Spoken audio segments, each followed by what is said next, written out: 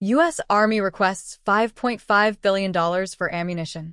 The U.S. Army has requested $547 billion to buy ammunition in fiscal year 2027, everything from 556mm rifle cartridges to 155mm artillery shells to tank rounds, according to the Department of the Army's official budget document submitted to Congress in April 2026.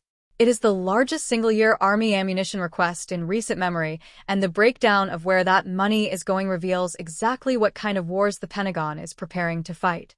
The total request is divided into two distinct buckets. Just under $3 billion, $297 billion to be precise, goes toward actually buying ammunition, the physical round shells, rockets, grenades, and cartridges that soldiers fire in training and combat. The remaining $25 billion is earmarked for something less visible, but equally critical: the factories, production lines, and industrial infrastructure that manufacture those rounds in the first place. That second number, $233 billion for industrial facilities, alone is arguably the more significant of the two, because it signals that the Pentagon is not just buying more ammunition for today, it is rebuilding the capacity to keep making it for years to come.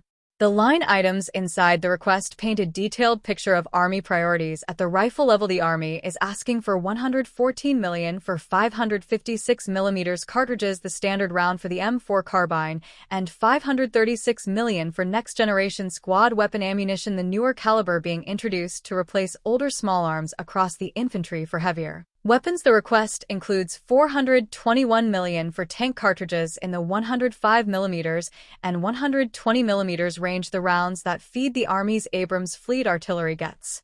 $120 million for 155mm projectiles, the shell that has become synonymous with the grinding attritional warfare scene in Ukraine, plus $431 million for the propellants, fuses, and primers that make those shells actually work. Mortar ammunition across 60mm, 81mm, and 120mm calibers adds another $384 million to the total.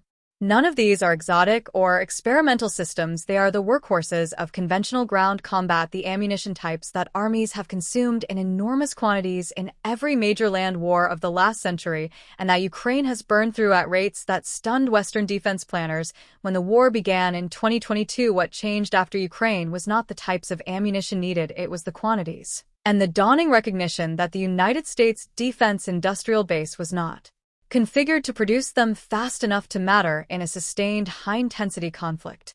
That recognition is what explains the $233 billion industrial facilities line government-owned ammunition plants, facilities like the Scranton Army Ammunition Plant in Pennsylvania, the Iowa Army Ammunition Plant, and others across the country were largely running at reduced capacity for years before Ukraine made their output a front-page issue. Ramping them back up requires capital investment in machinery, workforce, and physical infrastructure that cannot be conjured overnight. The FY 2027 request is in significant part a down payment on that ramp-up. The contrast with the prior year sharpens a point. In FY 2026, the Army's total ammunition procurement appropriation came in at $493 billion, itself a substantial figure that included $357 million in supplemental spending under the PL 11921 reconciliation mechanism. FY 2025 actuals recorded $45 billion. The FY 2027 request of $547 billion funded entirely through the discretionary base budget without any supplemental addition represents a genuine step up in baseline investment rather than a one-time emergency top-off.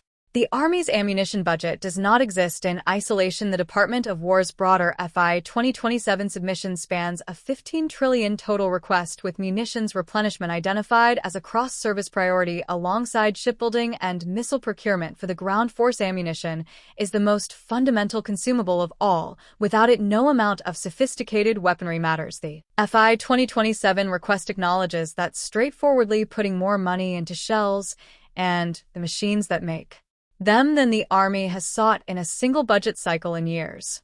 Congress will determine the final appropriation, but the direction of travel is unmistakable. After years of treating ammunition production as a background logistics concern, the Pentagon is treating it as a frontline readiness issue.